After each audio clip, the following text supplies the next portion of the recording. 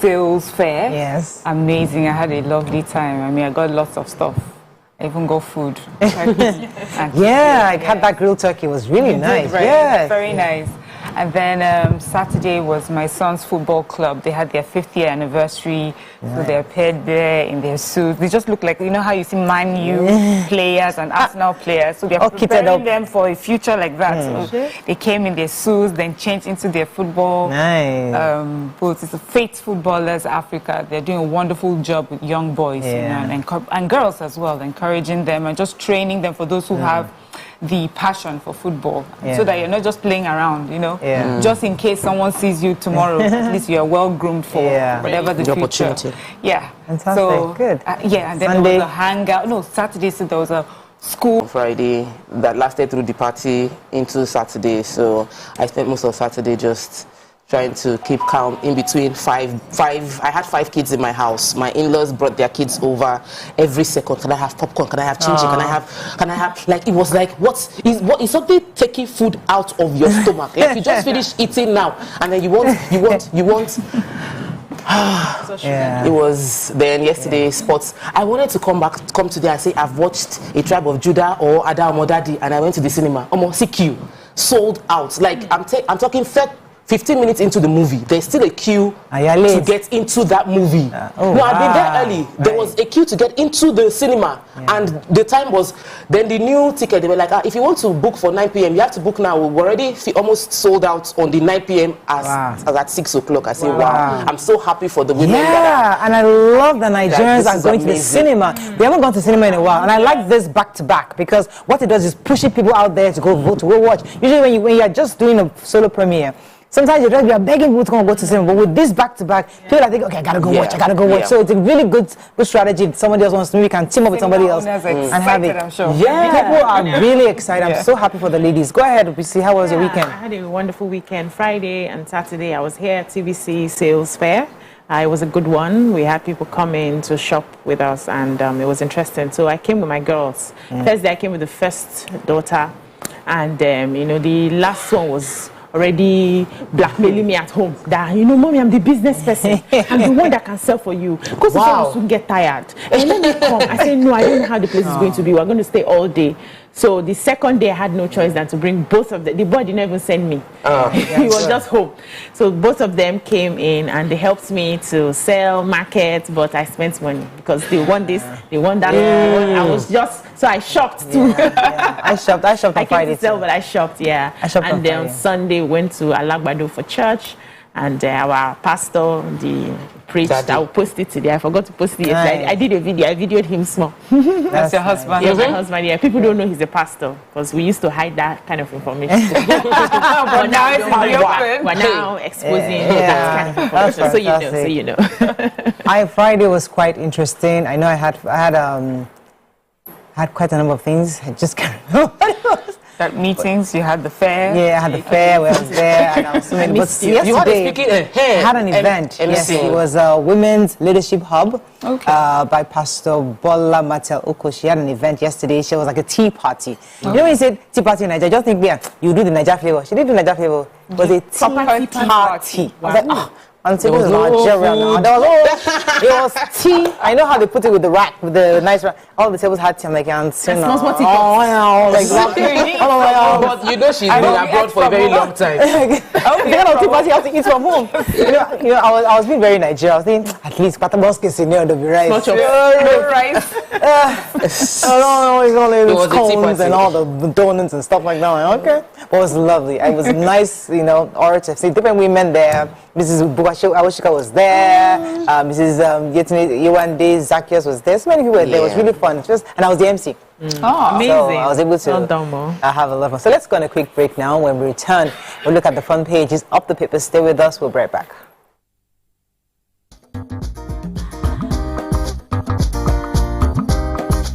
Stay tuned. Your View will be right back.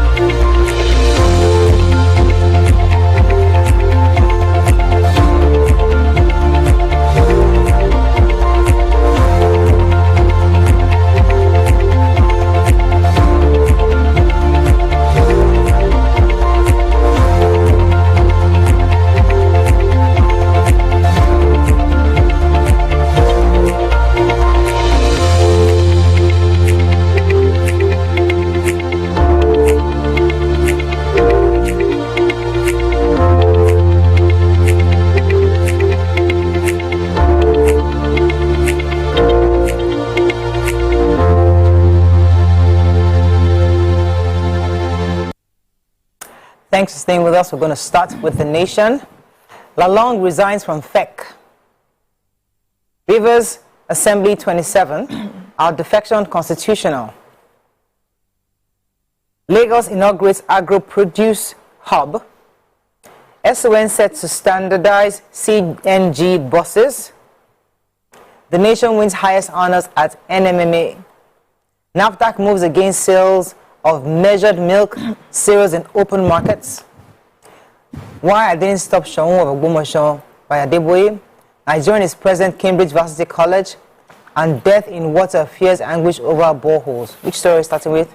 I can start with the Lagos State Governor, Babajide Sanwo-Olu, yesterday inaugurated a newly constructed middle-level fresh food agro hub at Idioro in Mushi area of the state.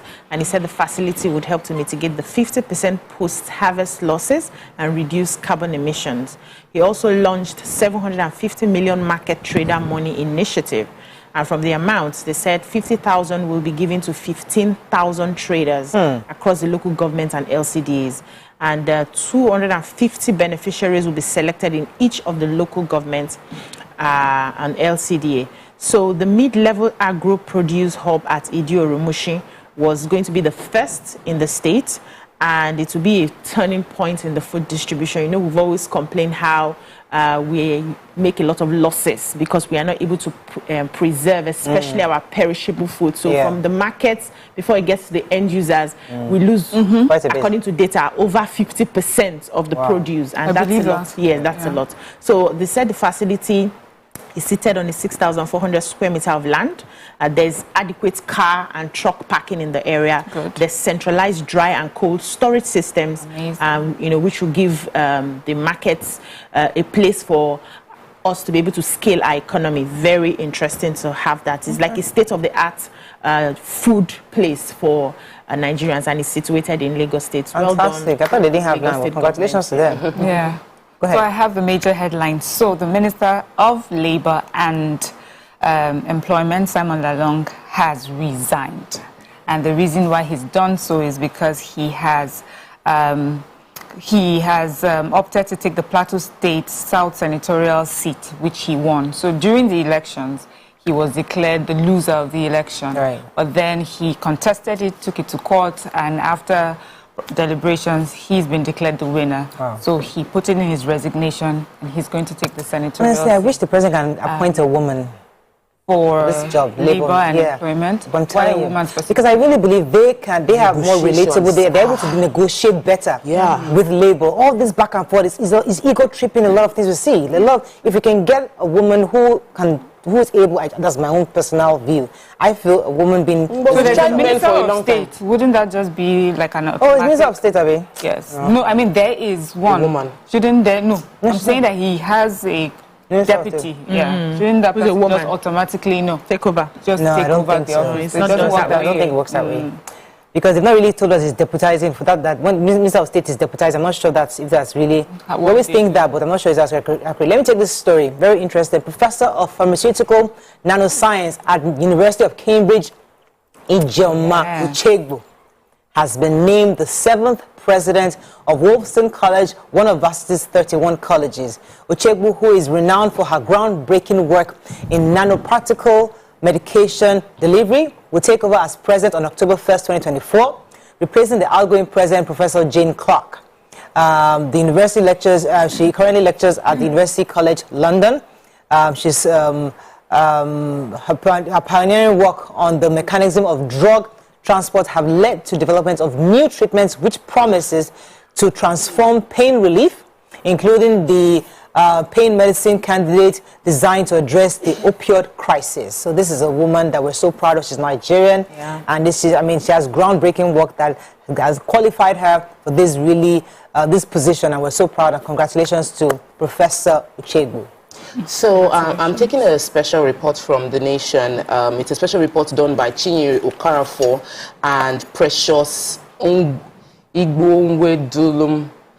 I'm sorry, Precious, but you did a very an amazing job. Over 6 weeks across Lekki, Ejigbo, Agor Palace Way and Isolo areas of Lagos State, investigating down to doing what test on the water that people are consuming and using to take their bath. So the story is about the fact that there is death in our waters, fear and anguish over contaminated boreholes within Lagos community, people living in very expensive estates but are forced to buy water. And call it what it is, lucky there's no good water there. They said even those that seemingly had water, the chemicals used to purify the water that you will see, when they test it, heavy metals within those chemicals. So what you think is looking clean is actually contaminated as well. Then those that are buying water, they are buying from the trucks. They said they tested the water from the trucks too. Those truck delivering water don't wash their trucks. They do 4 trips in a day.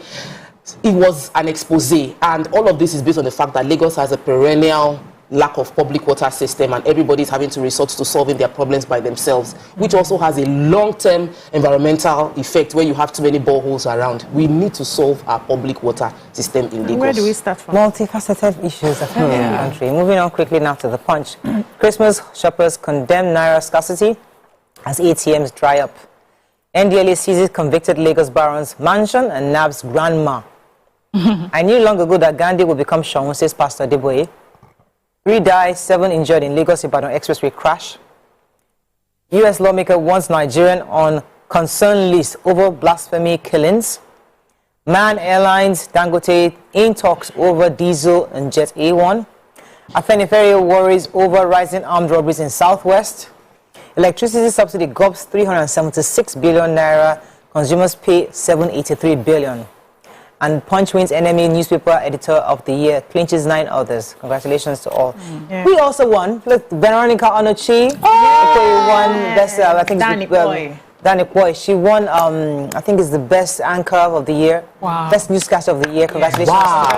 Congratulations. There's one more person that won best reporter. I have to get the names, but congratulations to 2 ladies from TVC. Amazing work. Abimbola Agbebi, yes, she also won. Oh, amazing. Congratulations to both ladies. We're so proud of them. Veronica. Okay, do we take a story? Yes, I have the major headline. People are complaining seriously about the naira scarcity. And a lot of them are expressing their frustration over their inability to make purchases, especially this period that people are trying to shop and get things ready for the Christmas. So there were findings by the Punch, and they said that banks were still rationing cash over the counter, and most of the ATMs across several banks are not operational. They are not working because there's no cash. So there's usually queue there. Sometimes they will say that the cash is finished. They are not able to withdraw cash. So they went around to ATM galleries in Lagos, Abuja, Osogbo, Makurdi, Sokoto, Edo, Gosa, many others. The ATMs had run out of cash. There was no money. And, you know, roadside sellers, people in the market are insisting on collecting cash for their produce.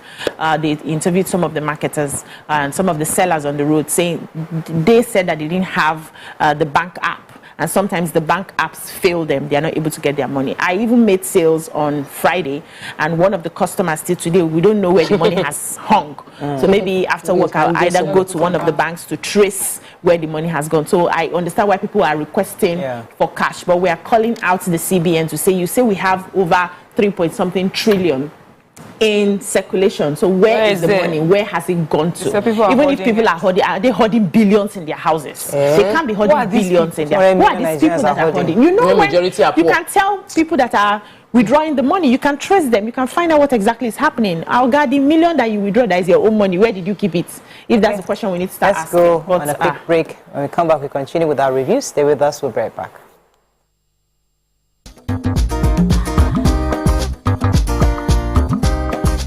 Stay tuned. Your View will be right back. Wetin again if I dey hide my special seasoning? Wetin again? So, have you ever wondered what happens behind the curtains of a man's mind? Or perhaps you're one of those who wonder what men talk about when they gather. Well, here goes. Imagine what it takes to put together the perfect cocktail. Or maybe mocktail. We need a bit of sports, a sprinkling of current affairs, some very deep topical issues, and last but not the least, a healthy dose of grumbling of those we love to hate. And yes, you guessed it, women.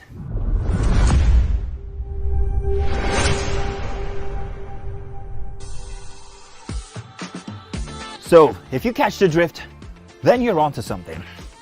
We will provide you with the right insights into most of your curiosities, right here within this beautiful cocktail we call the Black Table.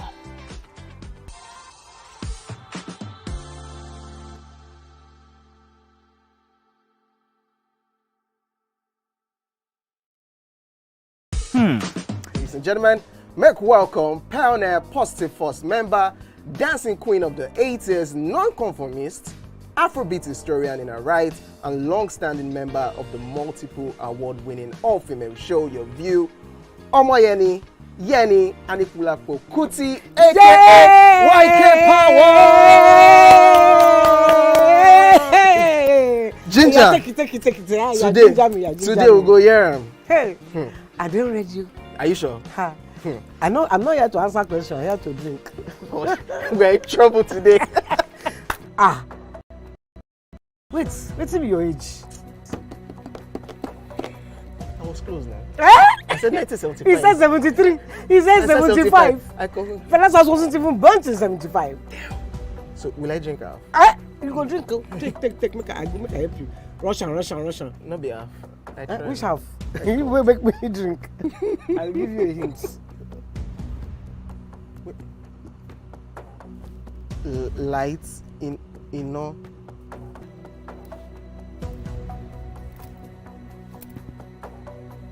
Nepa Road. Nepa Road in Abeokuta. First of all, my brain cannot memorize everything. A big black bug. A big black dog. Bug. A big black bug. Oh, sorry. A big. It don't start. Omo ọmọ fẹlá. Ọmọ Anikulapo Kuti. Wọ́n rò pé kíni kékeré yìí. It's by Audison. It's not by Audison.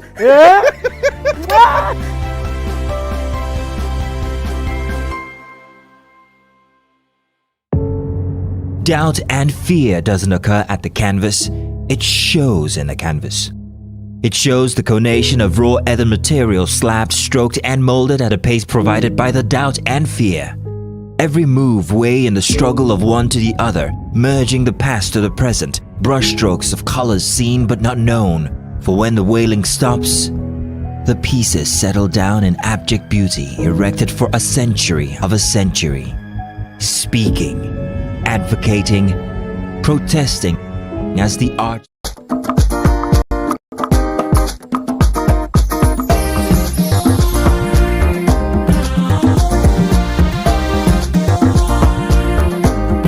Me about the development. I told him to go and pray. He came back and said God did not speak. I told him to go and pray again, and then God spoke, and it was very clear. And I told him that even before you prayed, I already knew you're going to be a king. I knew long ago that God wanted, but I wanted God to speak to you directly. That to his own critics, if I said no and God says yes, whose word is final? God, of course. So I cannot stop him because Pastor Olaoye was destined to be a king even before he was born. And thank God, it's coming to fruition. So he gave him his blessings on Sunday. Yeah, NDLEA is at it again. So, well, this one is a conviction. So they had arrested this drug baron in 2012.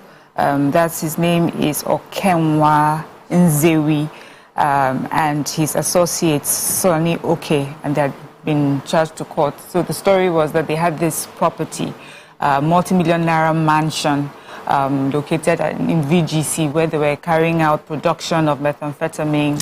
And they were able to arrest them, and they've finally been convicted and sentenced to 4 and 3 years imprisonment each, with an option of fine of 4 million and 3 million respectively, in addition to community service for 4 and 3 weeks each. A vehicle attached to this person has been forfeited, and as well as the mansion that the production was being carried out from. Well, sounds okay. 3-4 years, 2 weeks of community service. It's fine. It feels like anyway, there's a 75-year-old grandma that has been arrested as well with all sorts of illicit drugs. In her own case, she said it's her son who's on the run that sends it to her and then she retails it and so many other things. So she's actually dealing. Okay. Oh gosh. Yes, I do have a story. The Manufacturers Association of Nigeria, airlines and Dangote are in talks over diesel and jet A1 fuel. Between June and October this year, there's been a 50% increase in the cost of diesel, and currently it's selling for 1,000, and they're thinking it might get to 1,500. So the Manufacturers Association of Nigeria is saying that if diesel prices increase to 1,500, more manufacturers would have to shut down because they can't transfer cost the way airlines are currently transferring the cost of increase in jet A1, which is their own fuel. They are transferring the cost immediately to tickets. Ticket to Port Harcourt this weekend was almost 300,000 naira for just regular flights, not even business class or whatever, for local flights that is less than an hour. But the airlines transfer the jet A1 cost because the fuel constitutes so much of their bill and they cannot absorb that cost by themselves. However, they are in talks with Dangote, that because Dangote has collected a million barrel of crude oil, they are expecting that by January Dangote would start producing and they're negotiating. Dangote had already said that it was going to be selling at international price. So they are hoping to position themselves to be able to collect whatever Dangote brings in and probably negotiate a better deal than what they are getting from the imported fuel. I'm hoping for some level of patriotism, but I know that Dangote is running a business and he has taken a lot of loan to get the business this far. He's not going to be negotiating that would be detrimental to his own business. They may be able to cut the exportation costs. Good. That can also save some money. Cost and logistics and all. Well, let's wait. I don't want us to preempt. Let's just wait and let him get us. Let's hear the results. But Dangote had already told us that the jet A1 fuel will be out. We'll be ready in January. Okay. Daily Sun, Naira scarcity, grow the change, SMEs, others grown as expert queries CBN. Ohaneze president alleges conspiracy against Igbo. Rivers, G27 leader rejects passage of budget. NLC dismisses notice of nationwide strike. Nigerians, others die as 61 migrants drown off Libya coast. Tinubu hails appointment of Professor Uchegbu as London varsity president. NPA busts fake electronic call-up syndicate at Lagos port. Convicted drug baron loses VGC mansion SUV as NDLE arrests grandma for drugs in Lagos. And Adeboye, why I didn't stop Olaoye from contesting Oshun Ugomoshon. Okay, which story? Yeah, it says 61 people, including women and children from Nigeria, Gambia, and other African countries have drowned following a shipwreck off Libya. International Organization for Migration, IOM, was the one that made this statement yesterday. And they said the boat originally contained 86 people and left the Libyan shores from Zwara, they were passing the Mediterranean. And this, according to them, said continues to be one of the most dangerous migration routes. So most of the victims of the incidents were from Nigeria, Gambia, other African countries. They said 25 people survived and were transferred to a Libyan detention center. And, they provided them with medical support. And the survivors are in good condition. But they are saying that this year alone, 2,250 people have died so far trying to cross the Mediterranean. And they are trying as much as possible to see how they can save lives, meaning they are not doing enough of that. So I think we too need to start talking to our people. We don't need to cross. We don't need to migrate illegally. That's usually one of the reasons people want to go by sea and then they get into a shipwreck and people are just losing their lives because of the desperation. And it's not just Nigeria, other African countries. Everybody's running from somewhere. Okay. Which other story? Yes, MPA, the MPA officials and security agents said that they undertook a spot check of the MPS pre-gate and made mind-boggling discovery of 249 fake vehicle plate numbers and 149 units of minimum safety standard stickers at the Lagos port. So this story really is about a move tackling the activities of unpatriotic elements sabotaging the MPA electronic truck traffic management. That's the e-call-up system. So they found over 249 those things, like a whole syndicate of fake call-up system. They said the checks also led to a discovery of another 164 pieces of vehicle number plates and 133 of the MSS stickers that are not fixed on any truck in readiness to be deployed for proxy booking. So the authorities are saying that those tickets and plate numbers were immediately confiscated. The terminal manager has been invited for questioning. And so this explains why, in spite of the e-collab system, we still have gridlock and all that's happening there. We said it. I mean, I don't know why it took till now to do those spot checks. Or I'm sure it was common knowledge that this was happening. Exactly. Had to be happening. We're saying it for us to have an e-collab system, and still we had gridlock. But thank you for doing this. You've done it. Please keep it regular. Okay, let's move on. I need to take a story. The syrup is always. We need more syrups. Syrup is economic rights and accountability project, and what they've done is they are holding government accountable anyway. They have filed a case into the courts concerning INEC. They asked INEC, the order is called the Order of Mandamus, to compel INEC to promptly and effectively prosecute suspected perpetrators of the electoral offences that they believed happened between the off-cycle elections. So usually during the general elections, immediately after the elections, there will be prosecutions of anybody that was found to commit any crime. But these off-cycle elections, they haven't been prosecution.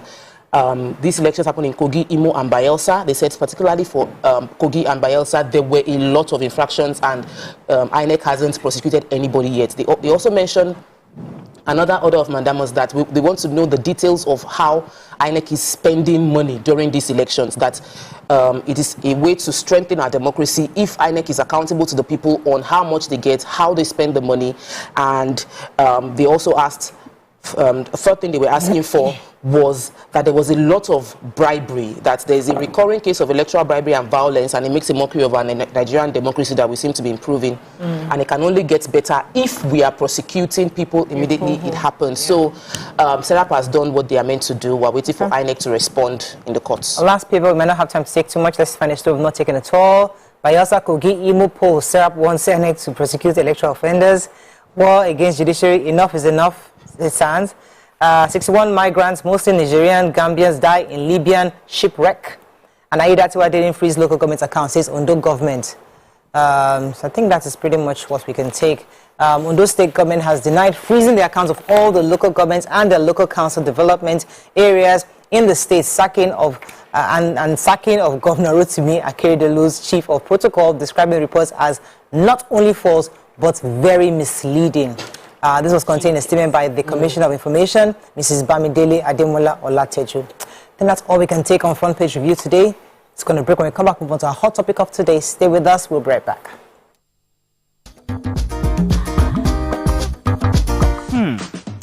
So, have you ever wondered what happens behind the curtains of a man's mind? Or perhaps you're one of those who wonder what men talk about when they gather. Well, here goes. Imagine what it takes to put together the perfect cocktail, or maybe mocktail. We need a bit of sports, a sprinkling of current affairs, some very deep topical issues, and last but not the least, a healthy dose of grumbling of those we love to hate. And yes, you guessed it. Women.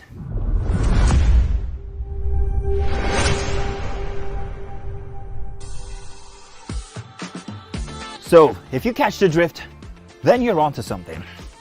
We will provide you with the right insights into most of your curiosities, right here within this beautiful cocktail we call the Black Table. Ladies and gentlemen, make welcome the grand comedian of the Federal Republic of Nigeria, Gbenga Adeyinka the First. OJ right here, 7 of 7, like you already know. Gbenga right here, 7 of 7, like I'm beginning to know.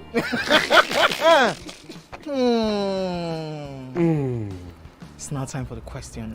You don't scare me one bit. Bata, I go drink. So. Okay. So now one chance for enter. My first question. Do you remember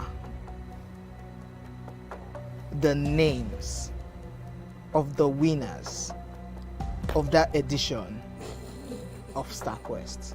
Of course I do. Why do you? And I hate myself for this because I have this question for you.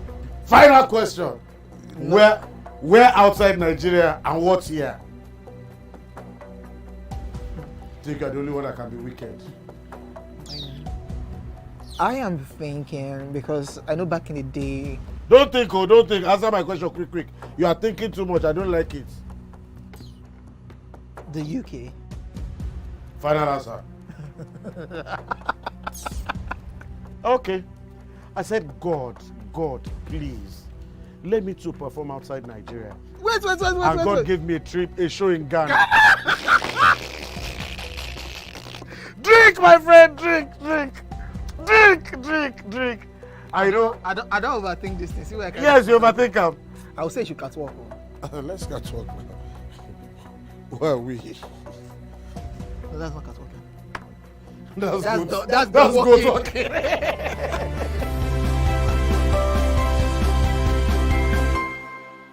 Ask questions if I want to ask questions, and if it's something that I saw coming, I may not even ask questions. I may even tell you I saw this. What if it's in person? But then would it make a difference where? So like this person might just say you people can just be on Third Mainland Bridge on a bike, and the person say, babe, I cannot do it again, and you lose range. So what would change? What would change the scenario? Like, does it matter where? Do you want to have like a fancy dinner, like the film you were mentioning? No, like finding up and then, or do you want to be on the street? Don't carry me go fancy dinner. Or you might just una dey run for treadmill. Or una dey jog. Don't tell you lose for your web. Now I don't turn attempted murder. So which would it be? Because I'm like, in person you have the closure that you want and the few injuries. Guys, that's one place. It could be inside the car. You can sit down inside the car. Why car? Why not bike? Who will be driving? Why bike? Who will be driving at this point? The car will be stationary. Pray I'm not the one driving. Just pray. Stationary. Because I'll go master. You can't be telling me like I'm going to drive near water. All of us should consider.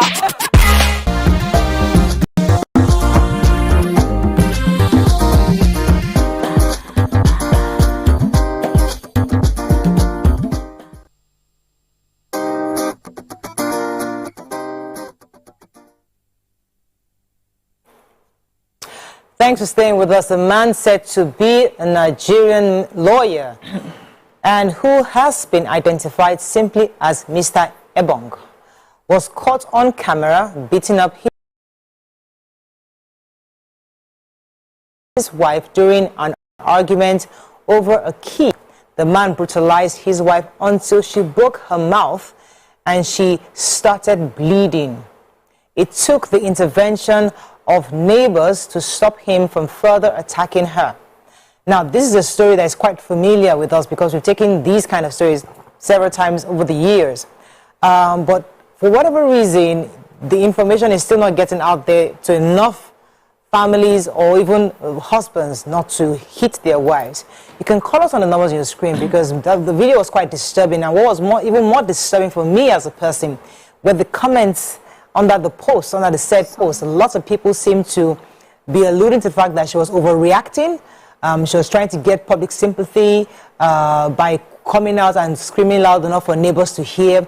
And these are some of the things we've heard women complain about because they rather just die in silence. So what are your thoughts on this scenario that just happened? You can call us on 081 0764 1679 0902 4163440.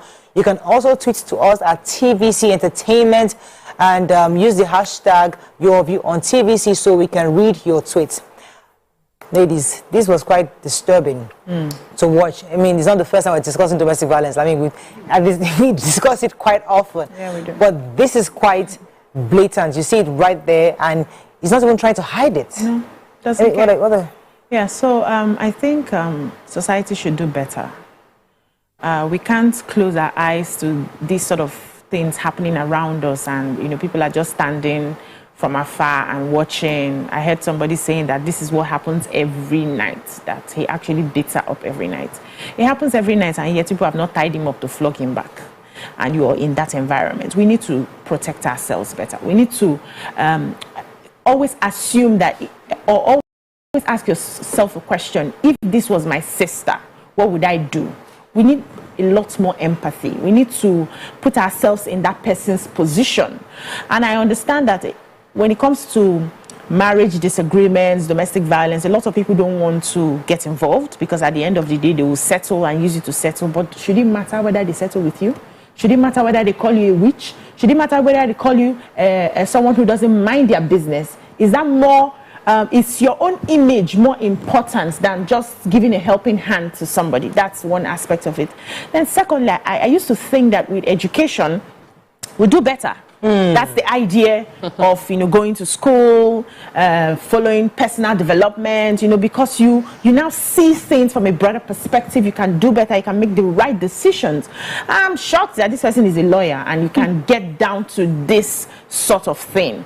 And okay with it. It's very unfair to a woman. Whatever, because people were saying, why is she holding his key? Why is she holding whatever she does? It's not enough for you to beat a woman to the point that she's bleeding and half naked on the streets. And tomorrow, two of you will come back and you sleep with each other again and continue that relationship. How would other people around look at the wife who you have brought out naked outside? You're not even thinking about that.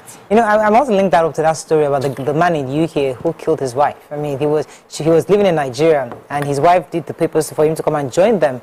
And recently, we took that story now recently, and he was in the UK. They had a fight, and then he killed her. I think the police now came and they saw him and they arrested him or something like that. But the point is that domestic violence doesn't matter the education or the exposure. It happens across the world. Yeah. So that's why it's a mental health issue. So, rich or poor, educated or non-educated, this is a problem that's in homes. And that is why in choosing a partner, you also need to consider their mental health, the sort of people they are under pressure, all sorts of different scenarios, how they respond to issues like that. So, we've seen so many of this. We hope she's doing well, and I hope that she's able to choose her peace and choose her health, her own mental health and her physical health over this toxic situation. Obviously, the man is a bully. He did what he did. I hear that when people were trying to, to intervene, he found his legs into his house and locked the gate. So he knows that if they would have caught him, they can beat him. Yeah. You were saying something... BC said something about how would it look after they've come back together and then after he's publicly embarrassed her. Well, he has publicly embarrassed himself too. Whatever kind of lawyer that you are obviously not qualified to be one. I hope this also means that the body, of lawyers can look into this and able to call out people that behave like this. Many times we've seen them call out young girls who they think they are badly dressed or not. There are some things as serious as this as well that does not speak well for your profession, for the profession. And that man needs to be made an example of. If he's unable to carry himself in the way that shows that he's a professional with a learned person, then, he should not be part of that profession. Then I hope this ends up in court. Do you understand? So that I just feel that women find themselves in this position. I don't know what to do next, what it means. Because if you tell me I've used all my resources and everything, I've built this home.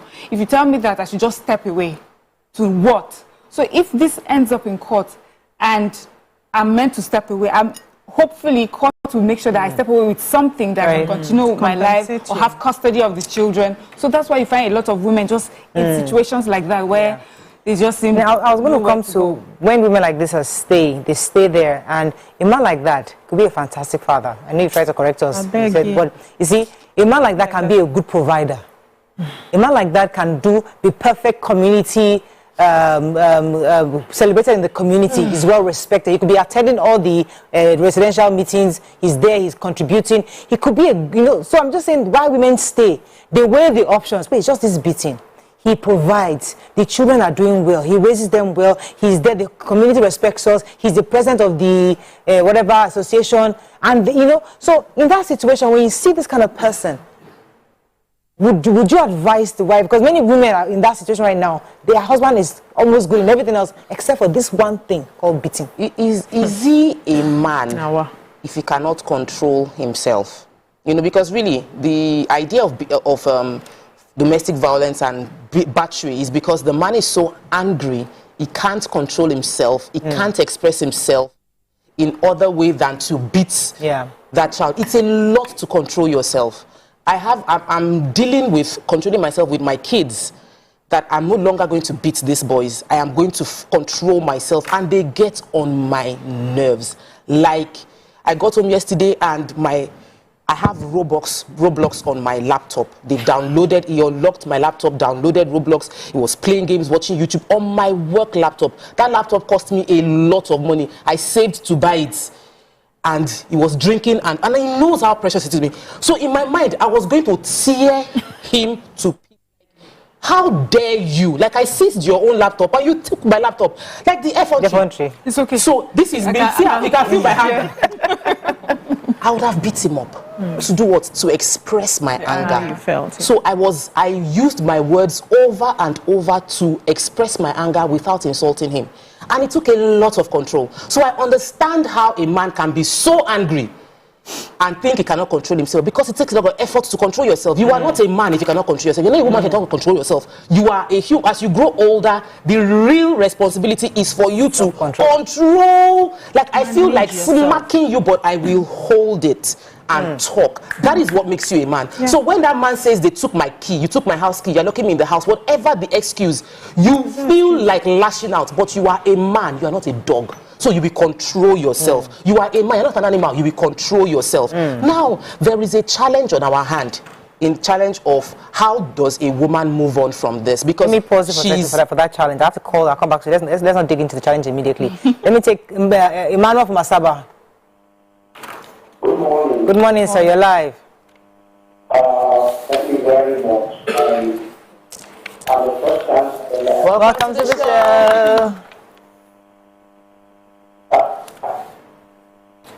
Yes. Good morning. Go ahead. Good morning. We can hear you. Good morning. You're repeating yourself. We're listening to the TV. Go ahead, please. Okay, we cut them. Let me go on a quick break. When we come back, we continue with our conversation. Stay with us. We'll be right back.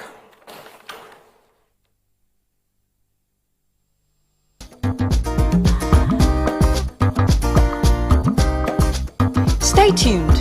Your View will be right. This is 7 of 7. My name is OJ, and signing a sobriety into my hands tonight on this social experiment called the 7 of 7 is Owen G. What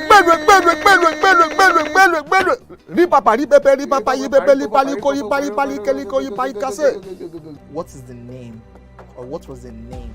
You see, I want to make them better now. Rockheart. No, of the goats. When they brought it on stage, the name of that goat. Yeah. We should go there. No, that one easy now. I'm just drinking this so that I can ask him my own questions. It's not because of Buga. He didn't get it. You know, people, you know. Okay. Mention 10 female stand-up comedians in Nigeria. See, just mention their stage name. If you annoy me, you will mention their real names and the year they started. And if you annoy me further, you mention the names of their husbands and the names of their children. Try me now. Okay, mention their name. No, let's just. No, wait. No, don't. No. Name, real name, stage name, husband name, children name. 10 of them. Even the 10. That's a lot. Eh? That's a lot. Did I cut your question for you? Yes. When you were happy now. With your hunchback. That was it. You are wasting time. We don't have time. See, my brother, before we go on a commercial break, you are stubborn. And I told you since. The fact that you play this your hair does not mean.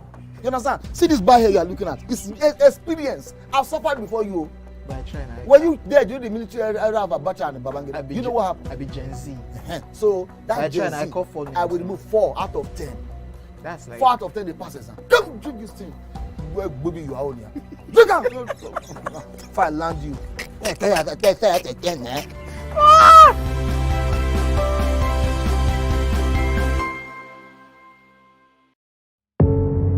Doubt and fear doesn't occur at the canvas, it shows in the canvas. It shows the conation of raw earthen material slabbed, stroked and molded at a pace provided by the doubt and fear. Every move way in the struggle of one to the other, merging the past to the present, brushstrokes of colors seen but not known.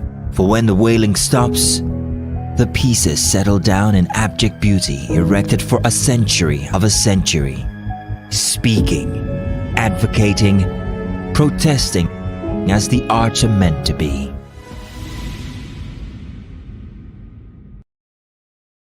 Ladies and gentlemen, please help welcome to the show, La General, the one and only Pere Egbe.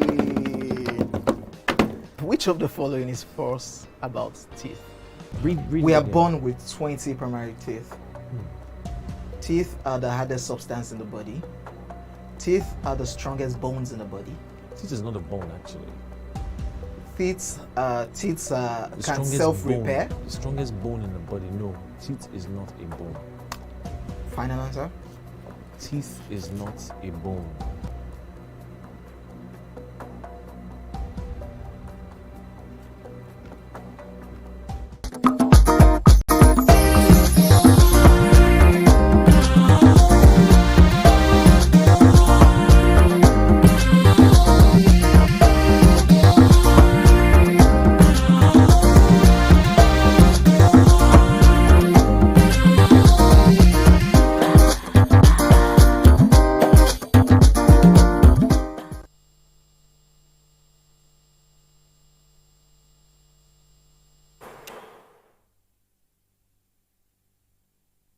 Thanks for staying with us. We're still discussing, and I have a caller, Olabode from Akute. Thanks for calling, Olabode. Yeah, good morning. Good morning, sir. Yeah, I just want to contribute a little to what happened, the lawyer and the wife. Go ahead. I mean, it's so ridiculous and funny that a man of such profession would go to that extent to disgrace himself and, you know, to put the wife in such a situation for the fact that it doesn't make him a man. It makes him a less of a man, beating the wife in such a way. But on the other hand, I would like to advise our women as well. Ladies nowadays.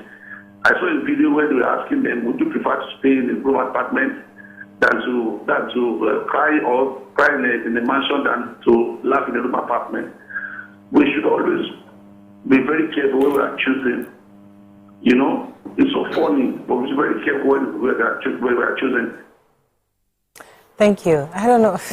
No, but he's saying about choice. I like what he said, but that many Mrs. Sometimes you don't know. Said, no, Mrs. Buku said that you would see the flags. You would just feel like it will not happen to you. You feel like, yes, it might lash out at the driver, it might lash out at the house girl or something, but not me. He loves me. He will never do it to me. We see it. I know someone that she was dating. The boy had strangled her. Like strangled. There were fingerprint mark. And she still carried belly for the man. After then. So we see the red flags in most cases, especially when it comes to violence. You would have seen the man losing control. Yeah. You now just still compensate, or you are hoping your love would cover up for that person's weakness. It doesn't work. So we walk into it and they were hoping we are not the recipients of... But there's always that angle of what do you do to provoke? Because I think we discussed it last week, where they'll tell you that, so even though you marry somebody who you think is a good person, and maybe while you're dating, he never did anything, he never strangled you, never raised his voice. And then somebody will tell you, oh, you must have provoked him. Because sometimes it's not as if women would actually intentionally walk into danger. Some women do. But in many cases also, some women go in, they tick all the right boxes, they do everything right. And they get into a marriage and they realize that this person has temper issues, or maybe there's certain areas, something has to do with certain things, gets him aggravated. Or something triggered it. Maybe they lost their job. job. How would you know? Yes, financial issues happen. Triggers. Yeah, Mariah, you will know by how the person handles day-to-day issues. These things are not rocket science. It's just that when you're in love and probably you are desperate or in a hurry to, get married, you want to just check the boxes and you close your eyes to those important information that is very big. You cannot say, never lost his temper once. So where did that come from? Anything could have happened and he lost his temper. And there was a guy that I knew at the time. When he gets upset, he will take whatever he sees and stones. He destroys properties. Now you tell me that he was not beating anybody. He was only destroying properties. You think you're not property to him tomorrow when he gets upset? Yeah. We see the signs, but we ignore the signs. And we're talking about how does the lady move on from this? First of all, the lady needs to understand what is happening to her. Sometimes, because of the emotional attachment that comes from violence and love and violence. So, for instance, he beats her, he apologizes, they make up. He beats her again, he apologizes, they make up. There's usually an attachment that comes to that toxic behavior. Toxic in the sense that you now see love and, what will I call it, the beating now as a total package that they come together. Your brain is now wired to accept it as what love really means. I had a friend in the university who dumped a guy because the guy was not beating her. Ew. Now, the first guy she was dating will beat her to coma. She will be in the hospital 3 days. She has not opened her eyes. And then, after that relationship, that one traveled and got somebody pregnant and left her.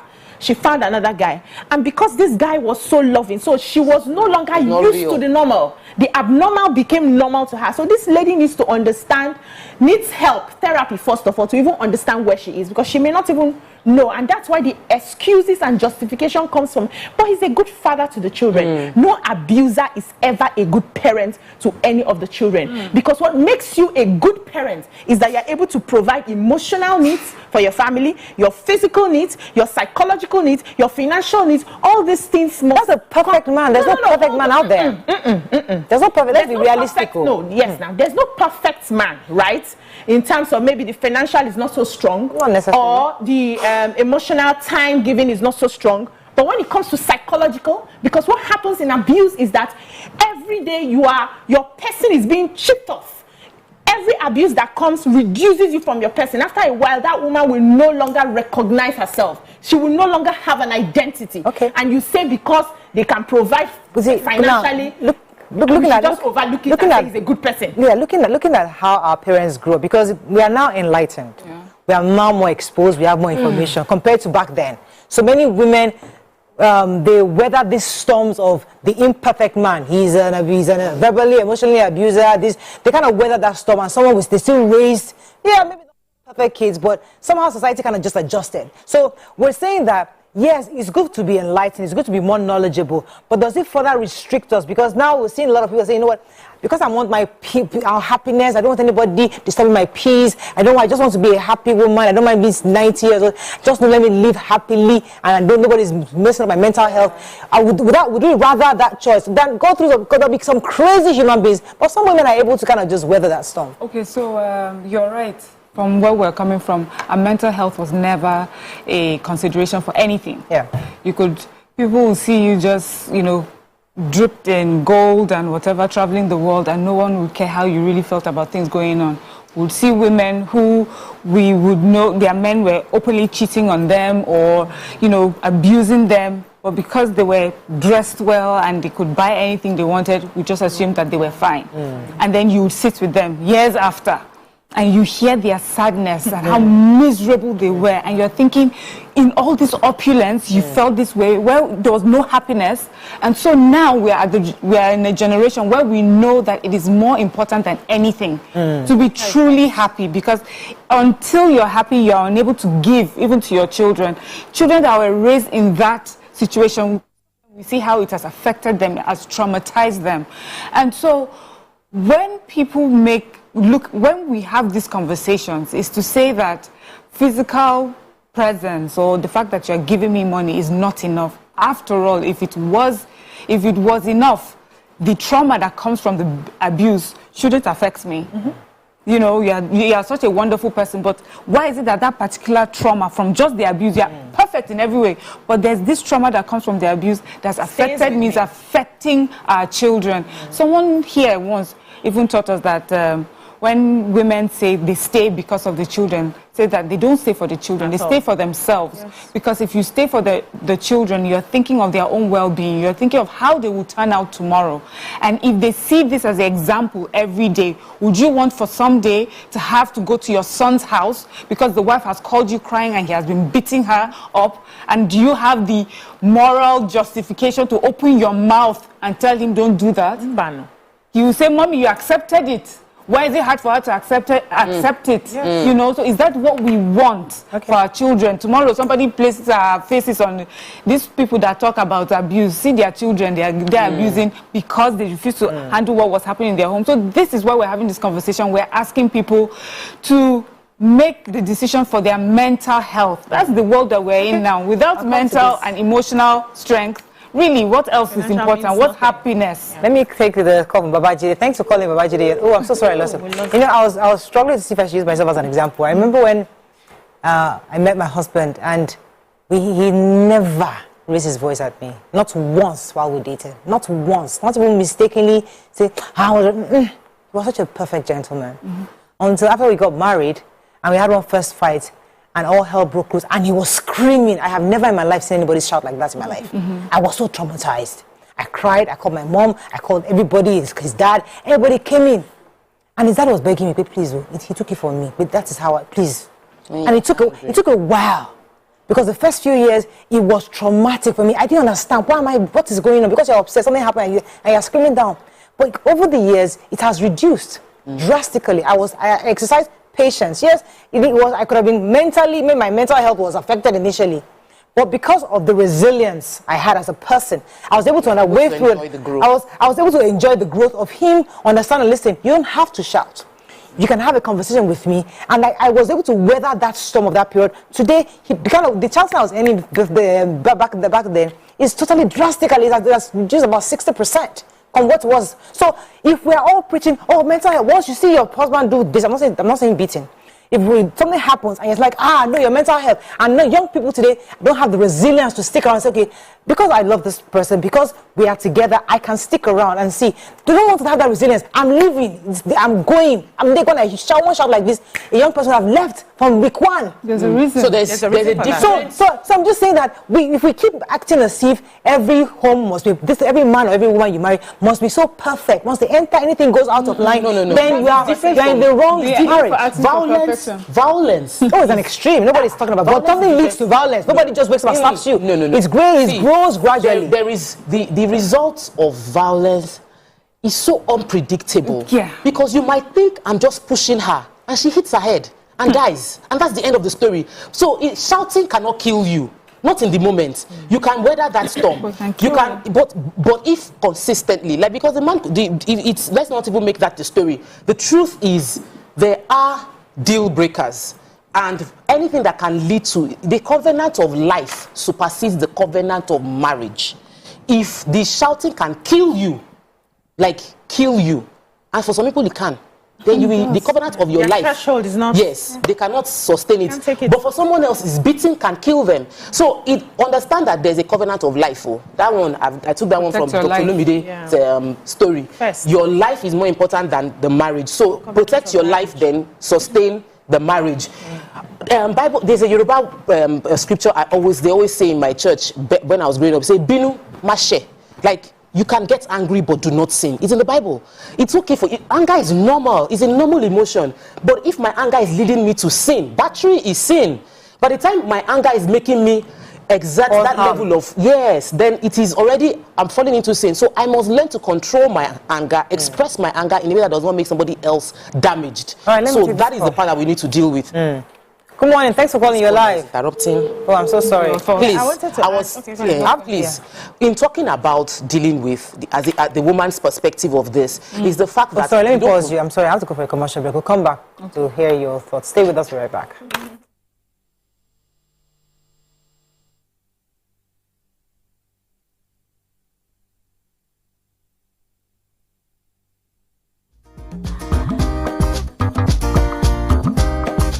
Stay tuned. Your View will be right back.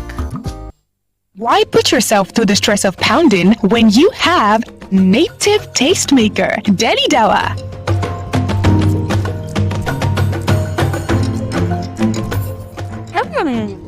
It smells like Iru and Dawa. Yes, Deli Dawa is a powdery seasoning made from fermented locust beans and is processed under hygienic conditions.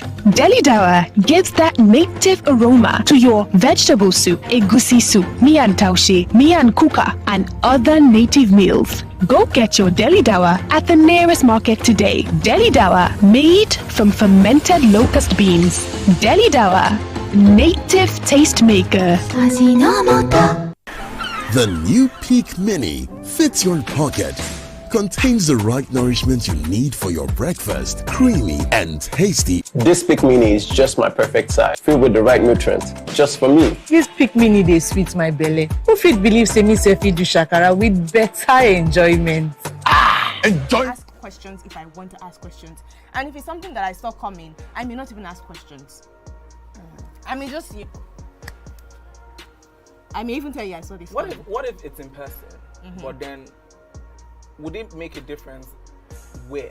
So like this person might just say, you people can just be on 3rd Milan Bridge on a bike. And the person say, babe, I cannot do it again, and you lose range. So what would change?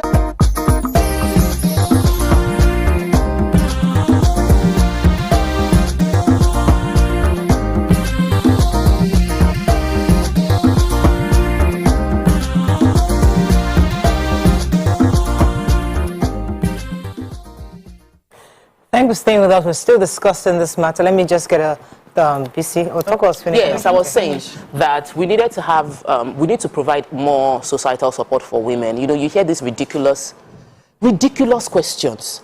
What did you do? What did you say? You must have triggered him. How often does he beat you, Seth? If it is not too much, you know, you can find a way to manage. Like, society isn't stepping up to protect the woman. Look, we're not even asking the man questions. We're not asking, why would you do such a thing? We're not picking on the man. We're picking on what the woman did. Somebody even had the nerve to say, she's shouting more than she... What did they do that she's shouting that much? When she's shouting, you would think that they've killed her. Like, I couldn't even believe my ears when I heard it. But that is it. We ask ridiculous questions of a woman, and we're not, and this is not so that they will not say we're being one-sided. Yes, there are cases where women are beating up their husbands. Yes, we've heard. We know it happens. We're not calling out the beating on a man by a man alone. We're calling out beating generally. If a woman beats a man, it is bad. If a man beats a woman, it is bad. Any form of domestic violence is bad. We're just citing this case because there's a video evidence of a man beating his wife, pushing her outside with underwear.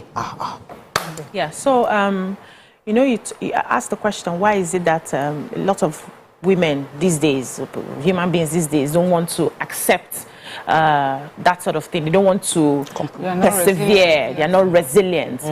You need to understand that you are expected to be able to manage. We have been shouting emotional intelligence, emotional intelligence. You should be able to manage yourself better, or nobody will take your nonsense. So the nonsense that we collected because of the species of human beings that we were at the time, our children will not take it.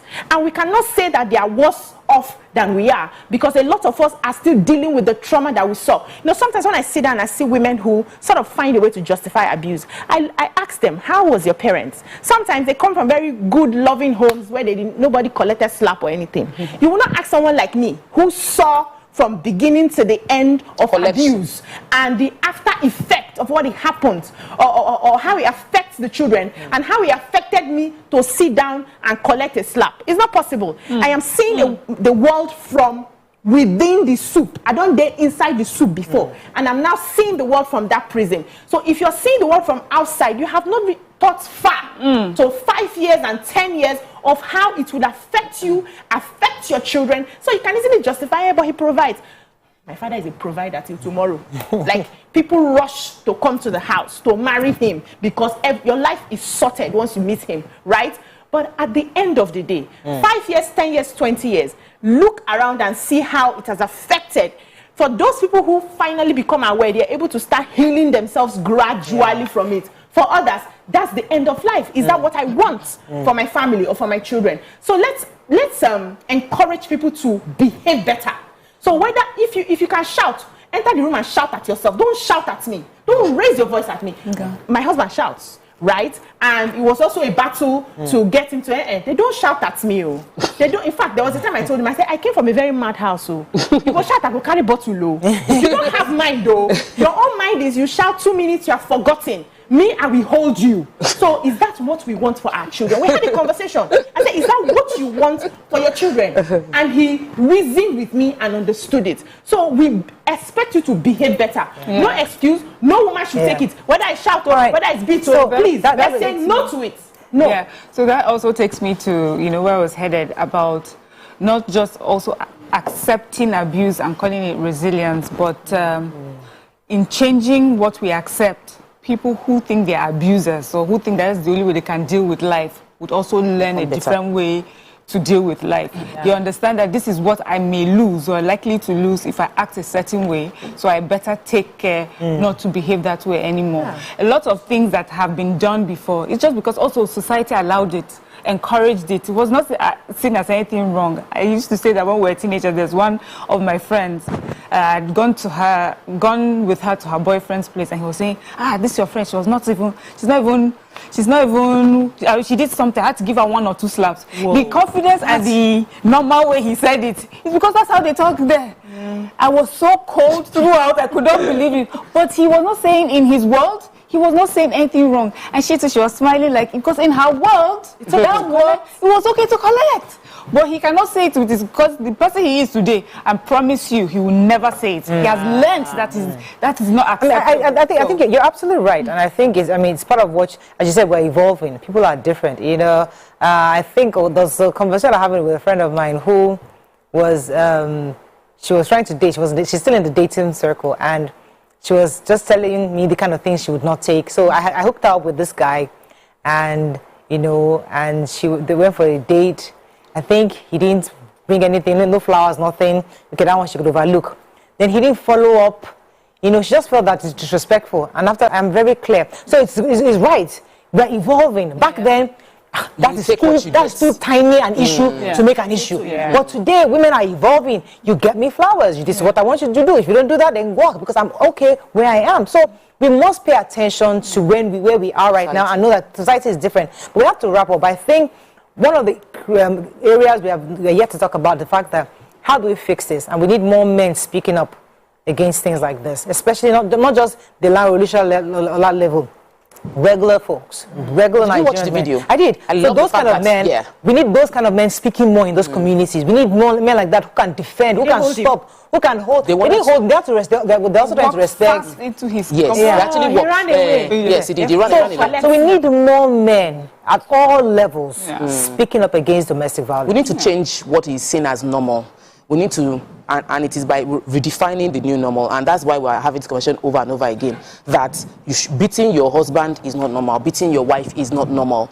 Learning to find a way to communicate your frustration, or if you feel like, I might beat, then step out of that place, go into the toilet and sit down there and shout, and do something to let go of that emotion per time, is you dealing with your emotion. And also understand the effect on your children, because any child that sees this, there's a video that we saw that I think somebody posted it into the group about a man that was angry and pulled down his wife from the car, as well as the child. So that child was on the road with the wife on the road. That man is someone, he must have beaten inside the house before, but you now got so angry outside, you were arguing with your wife, probably inside the car, or your baby mama, that you parked your car and pulled down your wife from inside the car with a child, and go back in the car was going to go. That happens. Random woman. Whoever the person is, that is not right. So we must keep defining what is right, and it comes from conversations like this. Chukwu, our final caller for this segment. Good morning, Chukwu, are you there? Messages. Hello, Chukwu, you're live. Good morning. Good morning, sir. Go ahead, please. Yeah. What I contribute to this is I will not support any man beating a woman. It's not right. But to get away with this, most parents should train their children, not female parents. They should train their female parents the way they relate with. Did you get that? Okay, we lost that. I think we need to do a whole show on this issue of what women do to provoke this trigger thing you talked about. Nothing to do. No, I'm just saying that we need to help reorientate people. It's not about somebody provoking you. It's about who you are. So, because many people always ask the question, I hate domestic violence, but part of what did the woman do? So we really need to address it. Example that provocation is like you're squeezing something. So if I am, you can't squeeze this cup now and produce coffee. I finish drinking it. No matter what I squeeze, nothing will come out because there's nothing inside it. If you bring out violence, it's because there's violence in you. That's why I can squeeze out violence from you. Let me give you this scenario. Because I've heard this like true story where a man says, I knew it was getting heated and I wanted to walk out of the house. She locks the door and says, you're going nowhere, and she's right in front of the door. I know that I am burning. I want her out. I want to get out. Yeah. But she has stood in front. She can see that the situation is, but she's standing right in front of the door. And she's like, kill me. Go to the shower. She would do like this, kill me, or you're going nowhere. So, yes, there are some situations, and then that's where we're talking about self-control. Yeah, on both sides. I've shared my own story 100 times where there was a time where back in the early days when my husband was angry, I could see the rage. And he said, well, if that kind of way you cross this line, I knew when I saw the face, with all my confidence in the shouting, I backtracked. I entered my room. But when you dare to, that means you have a part to play. Yeah, because then, if the man hits you once, you've opened a whole new kind of worm. So you just don't even try to get to that point where there's a hit. So I just quickly step back. But it also means that the person has capacity to hit. Yes. That's the part. That's the scary part. So I believe in you can be triggered, but you are triggered to do what is inside of you. Yeah, at the end of if it is not inside you, it will not come out. There is no triggering that will bring out orange from a pineapple tree. Survivors. So when we are put in some situations to survive, at that point you're thinking survival. Fight. Oh yeah, you're just your ego is bruised. So are you saying nobody has the capacity to beat? Human beings, of course. We all anyway, we have to wrap up. That's all we can take. And that's why we are talking of self-control. On all sides. That's all we can take on this segment. When we come back, we want our Let's Talk. Stay with us. We'll be right back.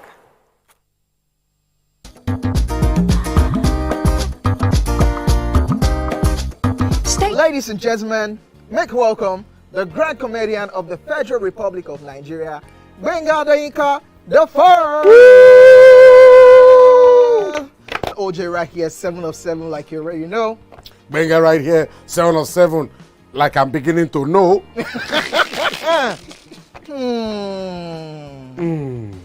It's now time for the question. You don't scare me one bit.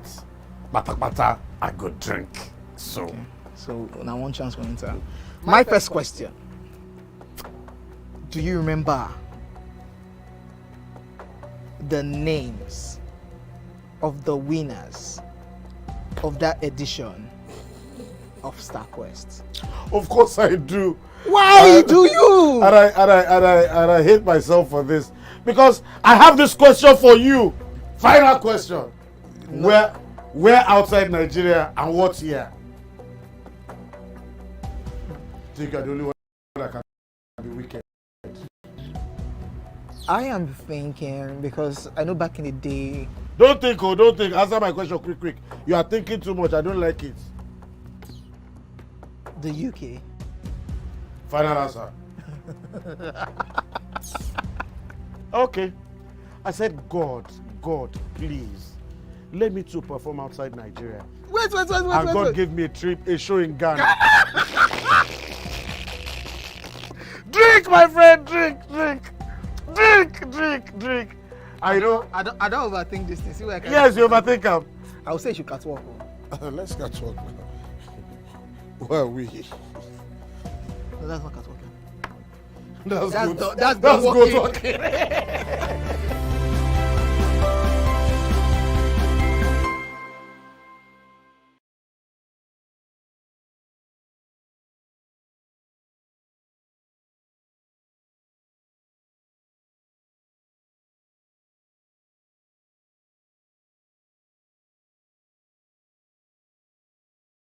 Ladies and gentlemen, we have Made Kuti in the view.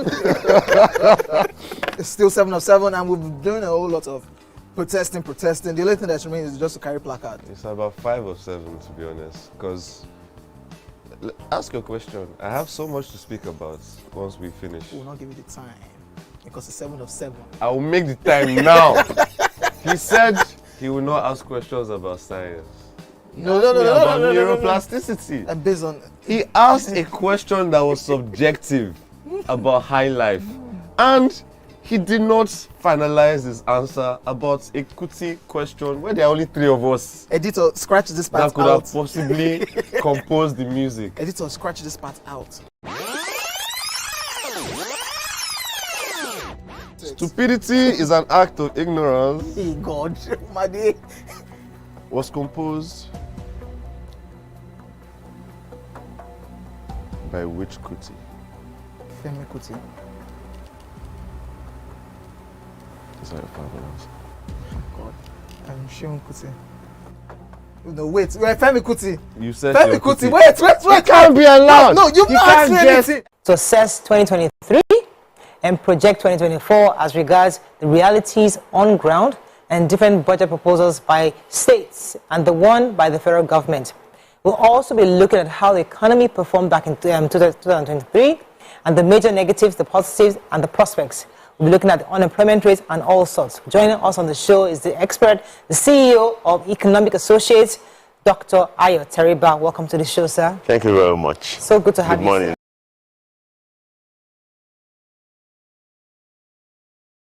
Everyone. Sir. All right, so let's start with this year. I mean, we had a new government coming this year, and people expected magic. You know that after inauguration, things will have to change, and now things have gotten worse because Nigerians can't even have enough money to spend. Inflation rate has gone off the roof.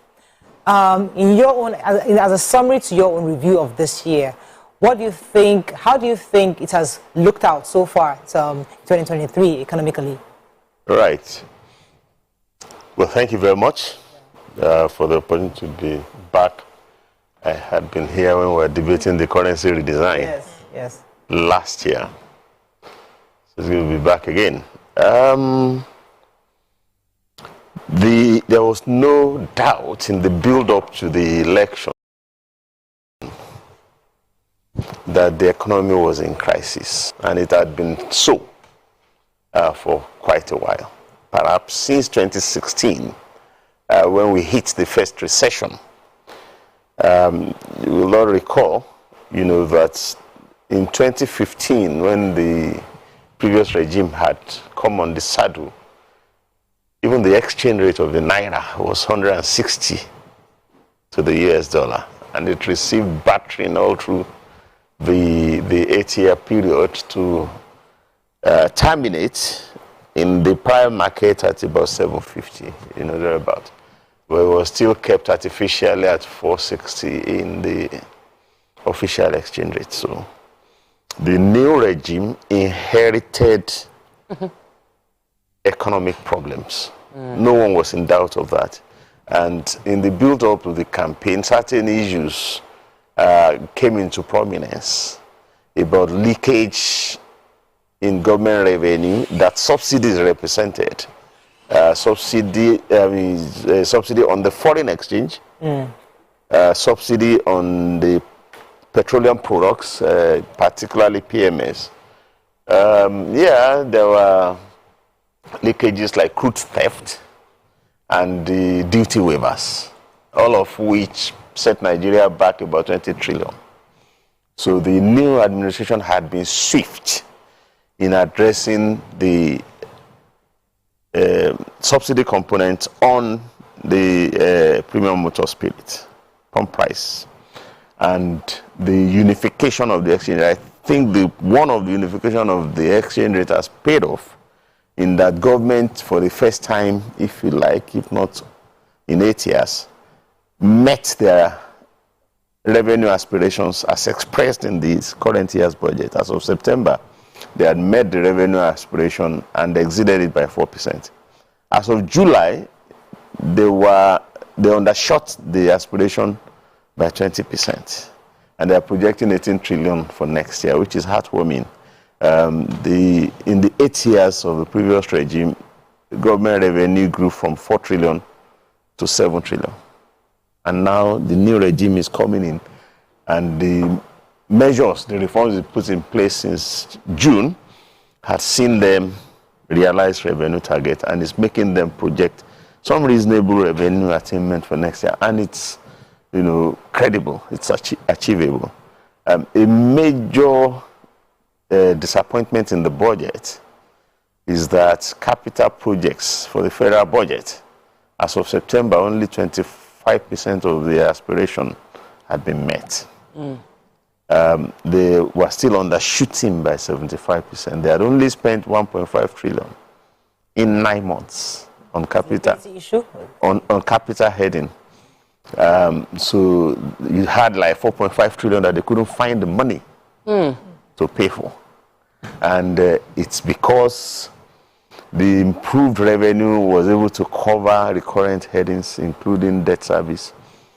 They couldn't find, you know, the borrowing plan was to have incurred a deficit of 10 trillion by September, but they had only incurred a deficit of 4 trillion.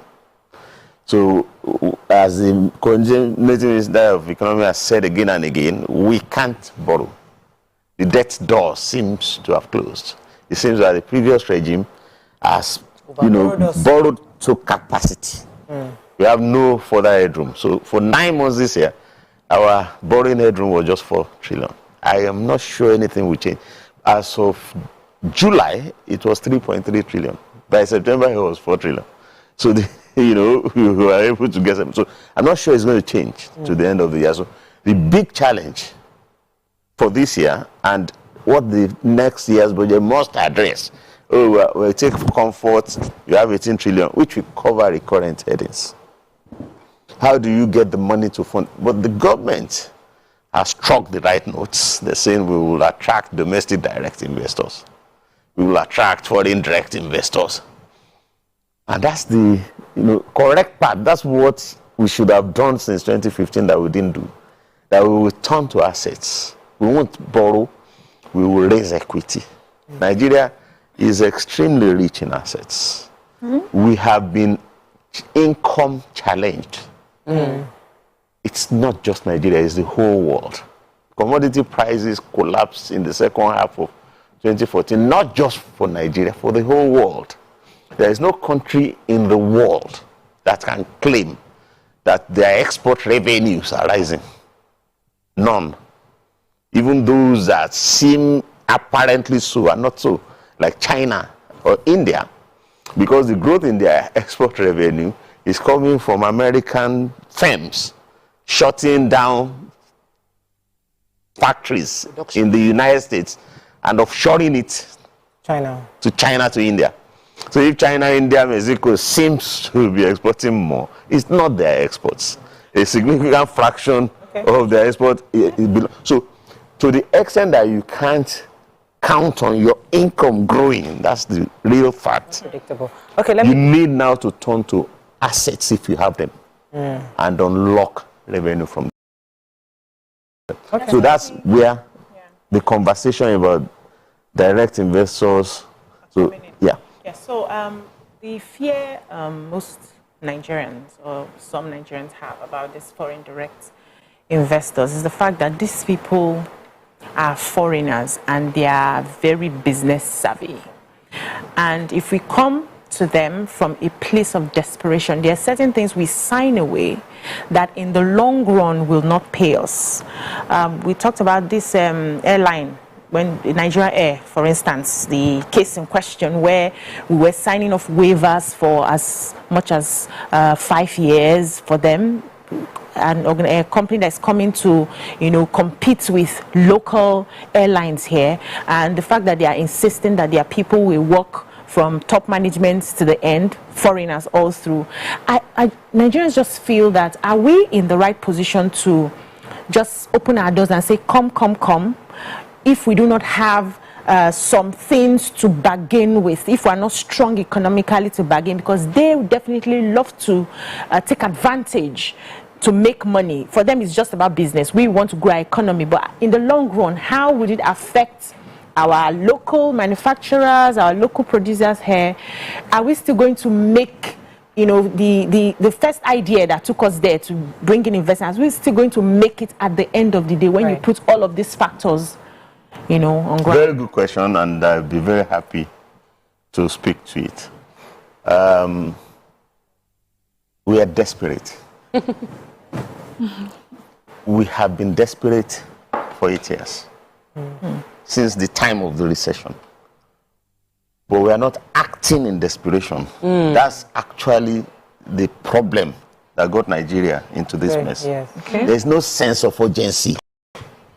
You just sit back, you know, and let, you know, keep borrowing when you know your income has been declining, until now that the government revenue hardly in recent years was enough to pay interest, much less principal. Investors are desperate. If you see the urgency with which investors have been making pledges to the president in India. Also looking for market. They are looking for profit opportunities. They're not doing you a favor. And I will say to you, we have them in Nigeria already. When we say attract foreign direct investment, let's not speak as if we are about to start doing so for the first time. We have them. You have them. They own 51% of Nigeria liquefied gas project. Already. They owned it from inception when we planned to do 2 trains. And the gestation period for the project was 27 years. They put their 2 billion down from the start. That project is in 7 trains, and they are still holding on to their 51% share. All the 200 million GSM lines that have been connected in Nigeria was as a result of the entrant of foreign direct investors who bought the licenses for millions of dollars and who have deployed investment all over the country. Now, you are not limited to LNG projects, the assets that you have. You are not limited to telephony. You need that same type of investment. They've laid fiber optic cables across the country. They build masts all over the country. You need similar investment in rail. If you can only open up, if government can only break its own monopoly like we broke our own monopoly in telecoms, they will come. Never mind which part of the country they came from. The world. If they don't come from North America and they come from Asia, welcome them. If they don't come from Asia and they come from South Africa or other parts of, welcome them. Point is that they will bring the money, they will deliver the goods. So we've taken telecoms off the capital budget since 2001 when they arrived. Was after that the Nigerian company was not able to compete because she was worried about when this will come in. There's Globacom. Yeah, but that came after. There's none of them that is 100% foreign investor owned. Yeah, they would always have. Always. There will be the domestic investor counterpart. Okay. So it's nothing. See, look at India. That's the script they are playing. India has moved from being the 10th largest economy in the world to currently being the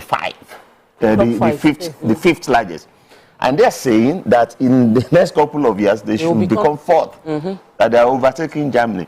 And if you look at the difference between Germany and Japan, you know that they will soon become third. They'll be next to US and China. How did they do it? They boast that since 2015, they've attracted $500 billion in foreign direct investment. The other component that they don't boast about is that they attract more diaspora remittances than any other country in the world. Of course. Last year, they got $112 billion US from their own diaspora. We only got 60 billion from foreign direct investment. China gets twice as much, or nearly twice as much from let me go on a short break. and less from. So it's the way to move. The countries, the developing countries that are doing well, that are leapfrogging the previously advanced countries, are doing so by harnessing foreign direct investment. All right, let me go on a very short break. When we come back, we continue with this conversation. Stay with us. We'll be right back.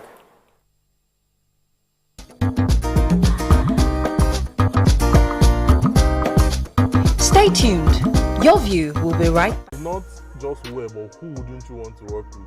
Yes, that's on that angle. So Laifa had a very, very interesting. You wouldn't want to work with who? There's no judgment. No, and I respect, they'll judge you I definitely, respect but we this won't judge certain type of people. But what I dislike so much is when they tend to come to work and then they pour all their resentment from on you. Is it me that offended you? I'm not the one. I have no business. Man, just come and work with you, pay me at the end of the month, and let me go back to my house in peace and sleep. But when it comes to like divorced people, I cannot work with a divorcee. I can't see myself doing that. If I find out, if you can hide it or not, but if I find out, when they're nice divorcees, I would just. What if they are nice? Okay, now it depends. If you are nice, cool. But if you are the type that you don't know how to keep your anger to yourself, you always pour it on somebody. Well, I'll just drop my resignation letter, no matter the amount you're paying me. So it's more passive-aggressive people. Yeah, I can't do it. I'm so sorry. Oh, definitely. And I cannot work with stingy people. See this one. Because you cannot be passing me in the morning, afternoon. I can say, oh, hi, yeah, I'm working. Oh, yeah, take 100 naira, take 10K, take 15K. You don't have to be my sugar daddy or sugar mommy. See, the way you treat others is the way they will treat you outside. And if you cannot treat your workers well, they are not a good boss. If you cannot be dashing me small thing or giving me donuts when I'm working, you are not a good boss.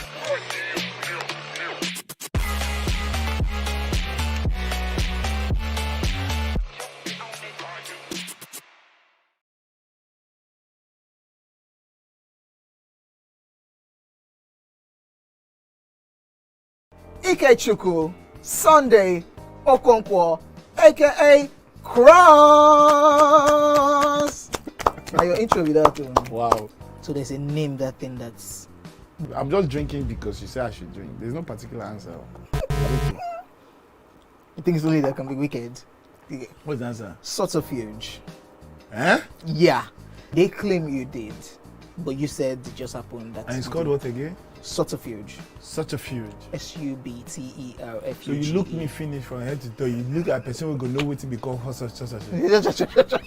Yeah? The nude wasn't like a game plan. Or... I promise you, it was actually a mistake. Like it was sending it to someone, and it just mistakenly just.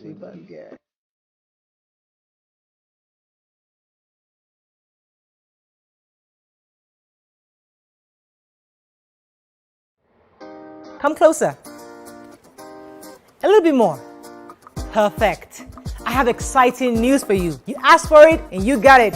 Your favorite breakfast show, Your View, will be going to 2 hours. We're going to have in-depth analysis of the newspaper review and more conversations on the hot topics. The ladies of Your View and I will be stirring up our guests to get in-depth into all the various topics, and you, our viewers, will have the opportunity to call in and share your views. After all, it's your view. Join us on Your View, 9 a.m. to 11 a.m. for a fantastic... You and I hear the idea of bringing in investors would suddenly help Nigeria to achieve a whole lot. But we've had a lot of investments that were brought in.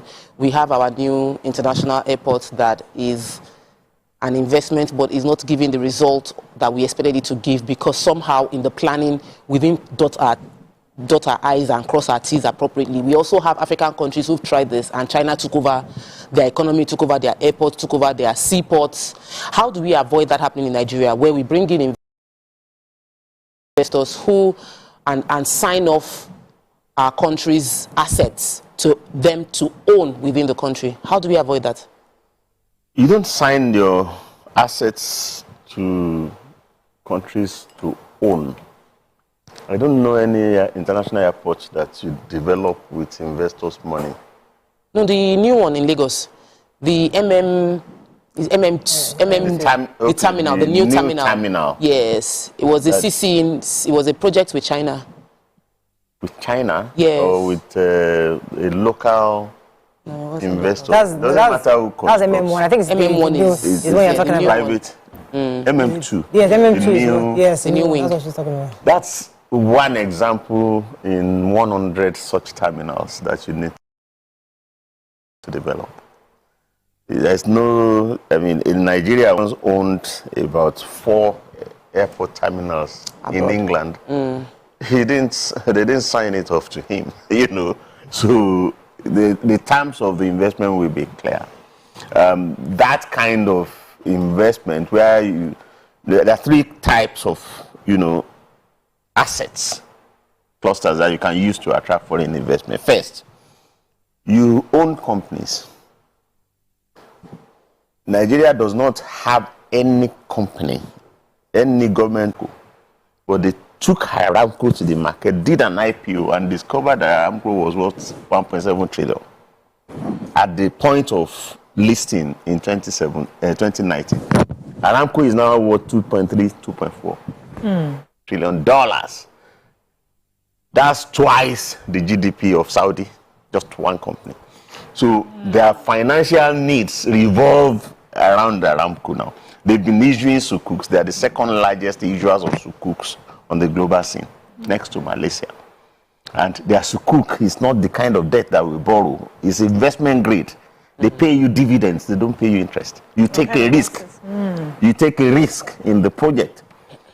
The second class of assets, apart from corporates, so Kenya 2 weeks ago announced that they are listing 35 government-owned enterprises in the market. Nigeria, we said NNPC will be listed last June. And Buhari regime, reneged on it. They didn't do it. Are we together? So when are we listing NNPC and all its subsidiaries? It will unlock the real value, the asset value of those companies for us. You don't have to wait for LNG sales. You can securitize their market value. Second, real estate. We have them in abundance. I do. You've got the National Stadium there. If you consider the market value of it and the fact that we recover nothing from it. So if you get an investor to come and repurpose and rebuild it to generate rental income, how do you sign it away to him? So they call that, project financing. It could be called PPP because you can't sell it to a private investor. You're going to do it, build, operate, and eventually transfer back. We have land. There's Eco Atlantic. Everybody knows what the market value of Eco Atlantic is. You have Bonnet-Camp next to it. You don't generate anything. And the market value of Bonnet-Camp and the will be similar on the per square meter basis. The market value of Ikeja Cantonment and the Ikeja GRA will be similar on a per square meter basis. This I do. We have maybe 6,000 government-owned real estate item that is I do. That is underexploited. You're saying we are poor. Turn to your assets. Sweep those real estate portfolio into a securitizable pool. Where develop the way you did your pension. You have a pension fund custodian. You have the administrators. You have auctioners. You have developers. You have facility managers that ensures that each of your piece of real estate item attracts market returns. Are we together? And finally, you have infrastructure. You have, our infrastructure agencies only incur cost. They just spend money. They don't recover benefits. And where the money is in infrastructure, particularly transportation, is points of arrival. There's no point building rail stations and not exploring the commercial opportunities that the rail station will unlock. I don't know other countries in the world. They'll just build rail station and let street traders take over. On it. Bus stations, Okay, so let infrastructure agencies identify value creation and value capture opportunities around the rail that they want, rail tracks they want to build, around the road that they want to construct, around the airports. And not just create business, the traffic that the people who arrive in Lagos airport now create businesses for 5-star hotels owned by private individuals. They create businesses for shopping malls owned by private government. So budget is about, we are looking for 6 trillion to spend on capital projects. We are not ever going to say these are the benefits that those capital projects. And that's what you do when you now engage with investors. Earlier, when BC asked the question, you said something about the investors desperately need us as well for them to make profit. Yes. And I was wondering how that works, because after every few years you hear, oh, this company is packing up and leaving Nigeria. It's no longer sustainable to run a business here in Nigeria. So Nigerians feel that this is not a good place for investors. Why do you think the investors think, and of course even we've heard from the presidency when he's gone around and talked about Nigeria, you know, it's on one end was supposed to be this huge market, viable for all sorts of investment, and then on the other end we have companies leaving Nigeria because it's not sustainable to run a business in Nigeria. It is because our priorities are not clear. You know, where the government is best placed to make a difference is where they own assets.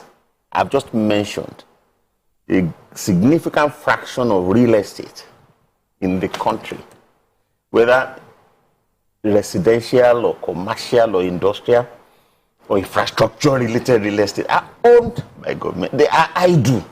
Are we together? Yes. Before you attracted the GSM companies, Nigeria only had 500,000 telephone lines, cabled, 500,000. Now those companies have connected 200 million lines. They are not going to leave. Because there's no other market in Africa. Let me cut in here, sir, because she was referring to companies like Procter & Gamble. No, let me land. Let me land. They are not going to leave.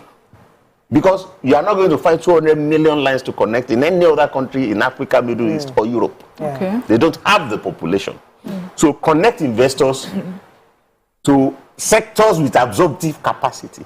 If you connect them to rail, it's not going to be different. And what's making Procter & Gamble or any other manufacturer, Dunlop, Michelin, to leave are infrastructure deficiency. Yeah. It used to include telecom then. They had to be buying walkie-talkies. Yeah. Are we together before? So telecom, investors have solved. Let investors solve rail. Let investors solve the energy bottlenecks. Let investors deal with the projects that government is trying to fund and they don't have the cash to fund. And Procter & Gamble will come back, Dunlop will come back and stay. Sorted. Because what makes them uncompetitive is our own transportation cost, our own energy cost is higher than you obtains. So in solving the transportation challenges, I remember the former Minister for Transportation signed this seemingly controversial contract with China, CCNC, the same... Don't confuse contractual relationship between two governments with investment relationship. China is not a major investor in Nigeria. Oh. It's not? China is a trading partner with Nigeria. What's the difference? The trading partner sells to you. Yes. So you need... They can give you trade credit. Yeah. Okay. In other words, the so-called loans that China gives us are no loans. China will not give you one dime in cash. So they are promising that all the equipment to do the rail track to connect 2 points that they will bring it. Okay. And they will now say you repay over a period of time. So we still pay for it's barter. They are not giving you cash. They are giving you goods. All we need is money. If you are clever, you should pay them back with goods. You should not agree to give cash. To give cash. And they bring you antiquated rail trucks. Exactly. Things that if you had your cash, you will never buy. They dump on us. Exactly. So China is the biggest exporter in the world. And so they have all their value. Refine our own crudes and sell locally, and that should also show up our forex reserves. Because people thought that once subsidy was removed, that everything would just go to normal and you have money to spend and everything will just happen, inflate the naira and things will be done properly. And suddenly we realize that we're actually suffering more. So how do you tell Nigerians today that, okay, what has happened where subsidy was removed, naira was floated, we've gotten poorer, but hopefully when Dangote starts producing next year, things will go back and we'll be hunky-dory. Not to the old price. Now, you have to be careful. You have to be careful. The urgent need of the moment is not about the naira that we have floated. It's about ensuring that the naira becomes stable after we have floated it. And unless the naira is stable, cost of living is not going to come down, inflation is not going to come down. So Nigeria's first priority is about stabilizing the naira. And to stabilize the naira, you need to shore up the reserves. To shore up the reserves, you need the investment. That's why I'm saying it's urgent. It was urgent in June. And now you have a budget that has been proposed that is going to be approved before the end of this month. How much of that money of that talk are we going to work in the budget? All of the assets that were cited as examples, how many of them are going to be named in the budget? This is what I want to offer domestic direct investor. Are we going to miss this budget? This is what I want to offer foreign direct. Are we going to? This is what I want to offer diaspora. That's the kind of urgent conversation. Because if you get the investment coming in, you stabilize the exchange rate, and then you will be able to see clearly in the talk. And I hope that you don't miss the opportunity to do so in this year's budget, and the budget that you want to. What of non-oil revenue? Because there are other things, agriculture, palm oil. There's so many things there, and it seems as though that government had ideas to invest a lot in agriculture. For whatever reason, we're still not seeing the full benefits. I mean, somewhat we are, but we're not seeing the full benefit. What do you think we can do to be able to boost up our non-oil revenue for the economy? Well, non-oil revenue, non-tax revenue. Okay. Basically, oil has disappointed enough and it's not likely to change in the future because the world is in fact moving away from oil. So there are a lot of alternative sources of energy now to fossil fuel. Then tax, the economy is contracting. We had an economy that was about $600 billion. That is now less than 500 billion going to 400. You can't expect to get more tax from a shrinking economy. So turn to non-tax revenue. I've given an example of rent opportunities like real estate. Most countries in the world try to become net rent earners rather than net rent payers. I still think that in spite of all our wealth in real estate, our government is still a net rent payer. We should become net rent earner. That's non-oil revenue and rent from the real estate that you list your companies in the market and dividends. Okay, and make money from share sales. Saudi was saying recently, we are considering selling $50 billion worth of Aramco shares. Then Aramco paid $29 billion in dividends. So unlock dividends for yourself. That's the kind of Now, agriculture, manufacturing, industry become viable conversations when you remove the transportation and energy bottlenecks. When you stabilize the exchange rates, when you stabilize the inflation, they will be uncompetitive if you don't stabilize. So you need to have priority about what problem do you solve before the other. And getting that macro foundation right is crucial, and we have to do so over the next 3 to 6 months, and the narratives will change. We have to wrap over. Thank you so much, sir. I think we've learned a few things. Thank you. Thank you so much. Thank you so much for joining us this morning. I hope we've learned a few things as we have. Have a great day. We'll see you tomorrow. Bye for now.